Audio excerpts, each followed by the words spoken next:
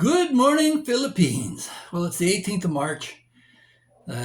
Philippine peso to Canadian dollar is trading about 41.09, up from the low this afternoon of around 41. Um, there's been some rumors floating around that I might have served with the RCMP, and nothing would have been given me greater honor. However, that's not quite the case. I did apply twice, went straight out of school when I was 18, 19 years old, and they told me I was a quarter inch too short. They used to have standards back then. Now they let anybody in. And then later on, when I grew taller, I went back and they checked my eyesight and they wanted 20/20 vision. I guess if you're going to shoot a bad guy from far away, they want to make sure that you can see what you're doing. And I was denied a second time, even though the chief called me in his office and thanked me for applying and wished he could have done more for me, but because my father and my uncle were both in the services and served honorably in campaigns during the Second World War. They I guess hoped that they could have brought me in, but I didn't meet their minimum standards, so I never did get into the RCMP. Although I did try in every occasion to help the men in blue any way I could. So I just want to clear that up because a bunch of bozo bloggers out there are claiming that I'm a cop. No, I wish I was, but actually maybe not today because they're glorified social workers having to dance around on the political scene, afraid to touch anything for fear of the implications. But that being said, I did have the honor when I was working for the federal government through SNC-Lavalin Profac as a facilities manager to manage the RCMP Fairmont Pavilion in Vancouver, along with Revenue Canada and Sinclair Centre, the office buildings there, making it the largest portfolio in Western Canada. And I like to think that I was well respected. Some referred to me as the guru of property management. And I helped in the setup for the gangland violence crime center that was built there. And I had to have top secret clearance level 1 in that I could have, I guess, been kidnapped at some point for government secrets in terms of access to members. And I was privy to things like the evidence lockers, where there were vast amounts of heroin and cocaine and bales of marijuana all stored there, and illegal weapons and all kinds of stuff, including body evidence like that found in the William Pickton trial when they combed through his farm and found body parts. They are all frozen there in the evidence locker, and I pointed out at that point in time that there was no backup should the power fail.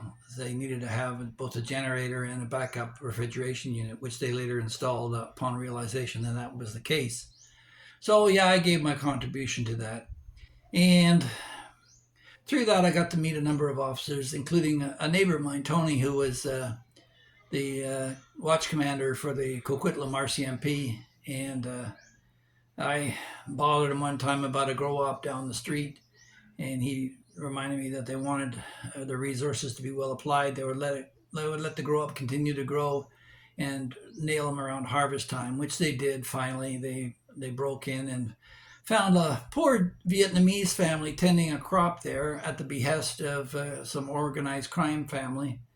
And so they, I guess, took it on the chin. That was a sad thing for them, being new Canadians and speaking very little English. But so it happened. And a little while after that, we had an incident where a guy moved in down the street, and Tony came up to my house and he said, "Phil, I just want to give you a heads up, a warning." He says, "Don't want you seeing you going over to that guy's house and bothering him."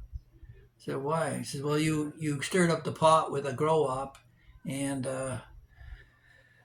we don't want you causing any trouble with this guy because he's an enforcer with the Hells Angels, and he'll just take you out. So we don't want to see that. So just stay away if you can." And the guy had replaced all the siding on his house with stone and all the front window glass with bulletproof glass. And I guess there was a hit on him for a while. We're quite worried in the neighborhood because he parked a big motorhome in front of his house to slow traffic down and block it so there wouldn't be a drive-by shooting.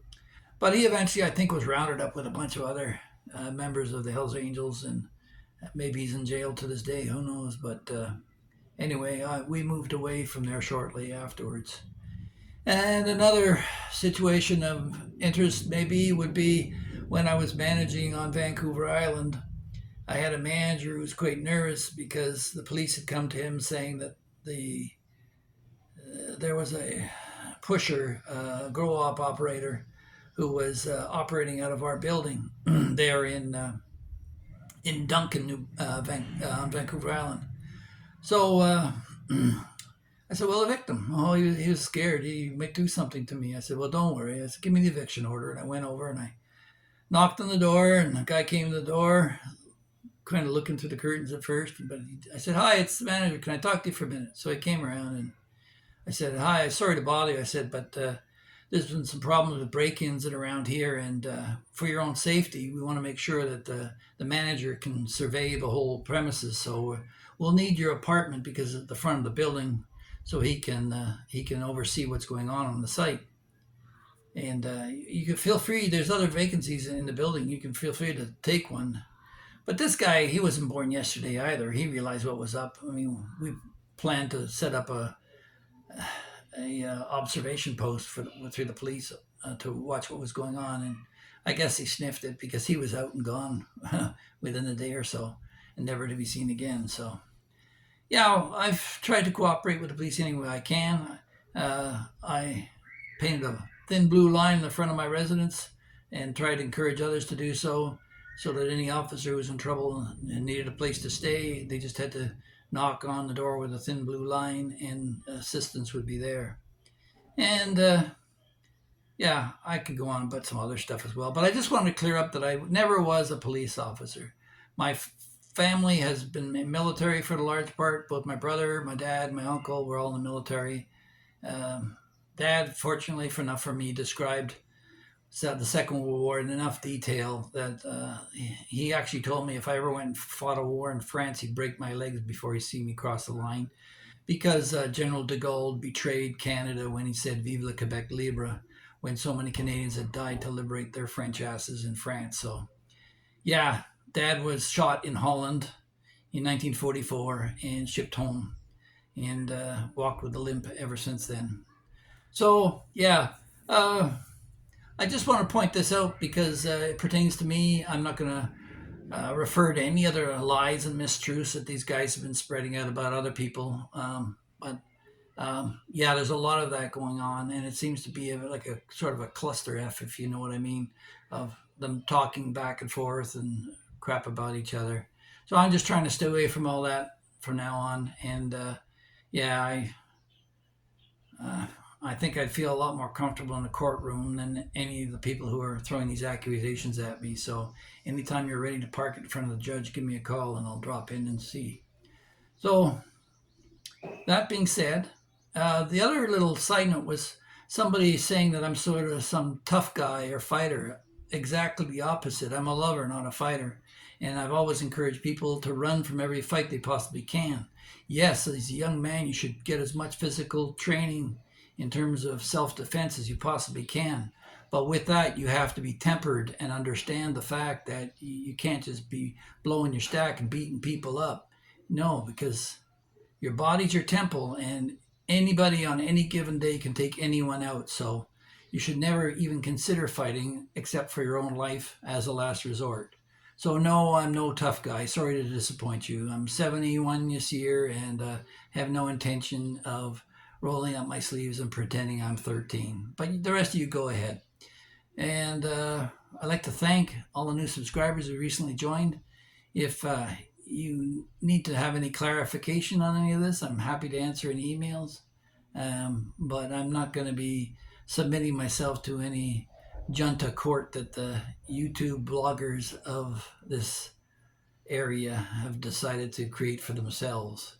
So knowing that, you should know that in order to achieve top C clearance with the RCMP and be in good standing, you cannot be a pedophile or a murderer, both of which I've been accused of, and that's ridiculous. So that's the kind of nonsense that goes on around in this YouTube clique. So, and with that, I'll step out of it, and maybe tomorrow we'll bring on to some other interesting stuff. We're doing a renovation. I got my other channel at Phil's Finest Fantasy Fables. Phil's Finest Philippine Fables. Yes, and so we're week 1, and we're in the drawing stage. And hopefully we'll do mobilization next week and moving out to our temporary residence. So feel free to check with us on that other channel, and I'll try to separate that from the rest. And let me know what you think about my jokes. Some don't like them, apparently, but I don't laugh at people. I laugh at situations, and all my jokes are hypothetical. They're not based on anything real that happened in my life. So if you can let me know where you'd like this channel to go, I'm happy to provide any answers I can. That's what the comment section's for. And if you like this or anything else, don't forget to like, share, and subscribe. God bless, and we'll see you in the next one.